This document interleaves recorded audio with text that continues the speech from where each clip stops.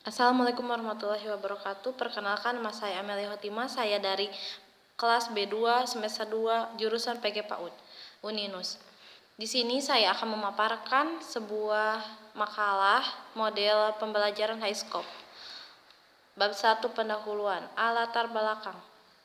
Model pembelajaran anak usia dini high atau scope adalah sebuah hasil aktualisasi dari perkembangan gagasan anak Piaget atau Inhelder 1969 dan praktik pengajaran yang berasal dari teori pembelajaran sosial Vygotsky 1934-1962. Berdasarkan hasil penelitian The atau High-Scope, Yayasan Penelitian Pendidikan atau High atau Scope mengembangkan dan memasukkan hal yang berkaitan dengan literasi, matematika, ilmu pengetahuan alam, perkembangan sosial, perkembangan kesehatan dan fisik, seni, dan penggunaan komputer ke dalam program pendidikan anak usia dini yang menggunakan model Hex atau Scope. Selanjutnya, pengertian model pembelajaran Hex atau Scope. Pendekatan Hex atau Scope beranggapan bahwa anak belajar berdasarkan interaksi pribadi dengan ide-ide, pengalaman langsung dan objek fisik serta pemikiran logis. Pendekatan ini juga memberikan waktu kepada anak untuk bermain secara berkelompok hingga hal ini mengembangkan sosialisasi pada diri anak. B. Konsep model pembelajaran Higgs atau Scope. Pendekatan Higgs atau Scope memiliki beberapa konsep penting sebagai berikut. Anak sebagai pembelajaran aktif yang menggunakan sebagian waktunya di dalam sentra pembelajaran yang bervariasi. Di dalam sentra pembelajaran yang bervariasi, anak dapat melibatkan manusia, benda, peristiwa, dan idenya secara langsung dalam kegiatan pembelajaran. Guru membantu anak untuk memilih apa yang akan dilakukan setiap hari, melaksanakan rencana mereka, dan mengulangi kembali yang telah mereka pelajari. C. Kurikulum model pembelajaran Hex atau Scope. Kurikulumnya adalah yang memiliki filosofi besar untuk bangsa bahwa sekolah itu bukan hanya sekadar mencetak anak yang sukses secara akademik, tetapi juga memiliki skill termasuk emosional skill dan sosial skill. Kurikulum tersebut melatih kemandirian dan rasa percaya diri. Salah satu metodenya yaitu anak dibiasakan merencanakan kegiatan mereka sendiri dan orang dewasa atau fasilitator yang mengarahkan dan meningkatkan, bukan sesosok tokoh atau otoriter.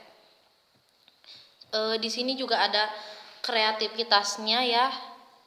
Ada 58 poin tersebut dapat dikelompokkan menjadi 10 poin.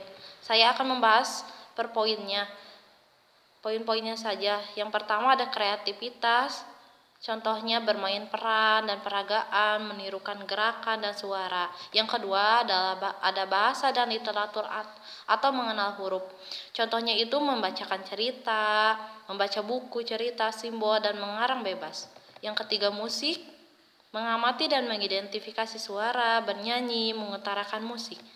Yang keempat inisiatif dan hubungan sosial.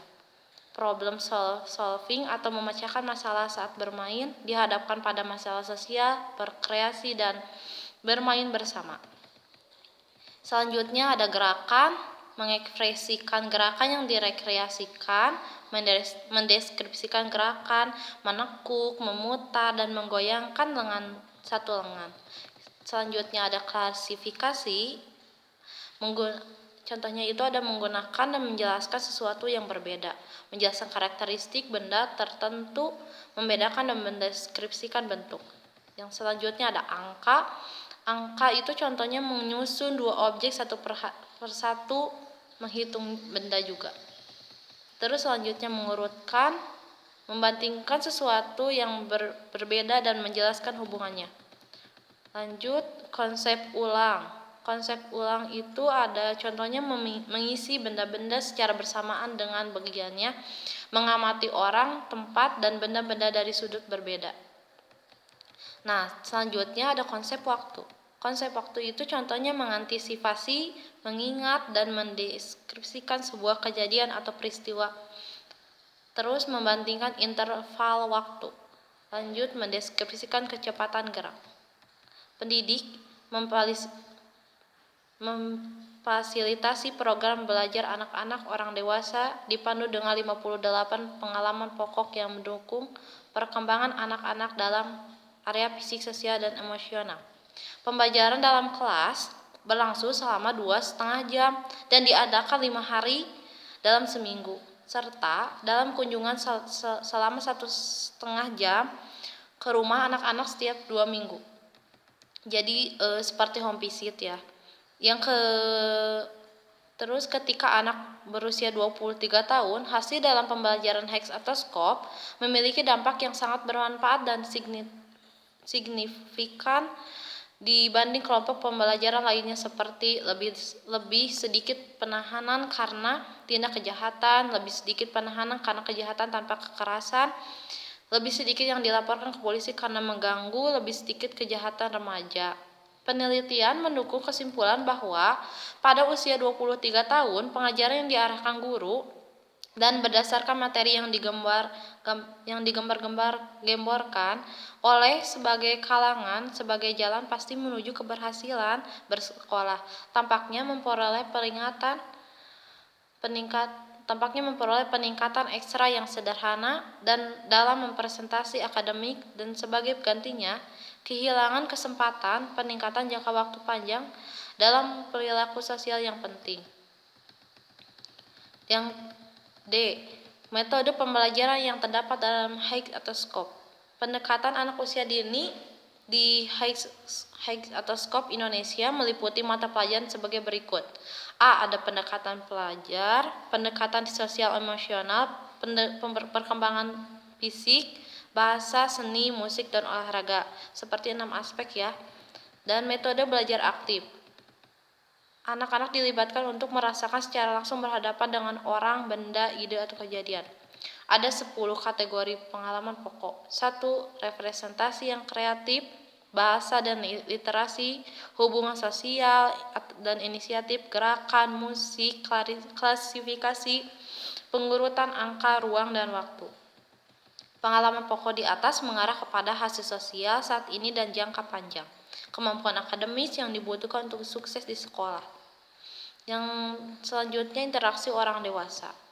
Orang dewasa mengobservasi dan berinteraksi dengan anak-anak pada tingkatan mereka untuk mencari tahu bagaimana masing-masing anak berpikir dan memberi alasan. Untuk mendukung motivasinya anak-anak dalam belajar dengan mengorganisir rutinitas dan lingkungan. Lanjut, menciptakan iklim sosial yang mendukung resolusi konflik dan konstruktif. Lingkungan belajar. Lingkungan belajar juga ruang kelas diatur dengan 5 dan atau lebih area minat. Area-area tersebut diberi nama mudah yang masuk akal bagi anak-anak seperti blok, area rumah, dan digambarkan secara jelas. Rutinitas harian. Setiap hari anak dijadwalkan kegiatan yang serupa, memberikan kerangka kerja yang konsisten baik anak-anak maupun orang dewasa. Rangkaian hariannya setiap hari rangkaian hariannya untuk berencana melakukan inti dari rutinitas harian di HEX atau SCOP yang memungkinkan anak-anak untuk secara mandiri. Contohnya, mengejar minat, membuat rencana, mengikuti rencana, merenungkan pengalaman. Yang E. Penilaian perkembangan anak dalam mode pembelajaran. Penilaiannya merupakan kunci bagi pelaku yang memungkinkan mereka untuk memahami tingkat perkembangan anak, mengidentifikasi minat, perencanaan tim, pencatatan observasi harian. F. Tujuan pembelajaran HEX atau SCOP. Tujuannya adalah berusaha untuk membantu anak berkembang di semua bidang, baik peserta didik. Mereka dapat belajar melalui keterlibatan aktif dengan orang-orang, bahan, peristiwa, dan ide untuk menjadi mandiri, bertanggung jawab, dan percaya diri, sehingga siap untuk sekolah dan hidup, serta belajar merencanakan bahwa kegiatan mereka sendiri membawa mereka keluar dan berbicara dengan orang lain tentang apa yang mereka lakukan dan apa yang telah mereka pelajari untuk mendapatkan pengetahuan dan keterampilan di bidang akademis, sosial, dan fisik penting. Selanjutnya bab 3 penutup.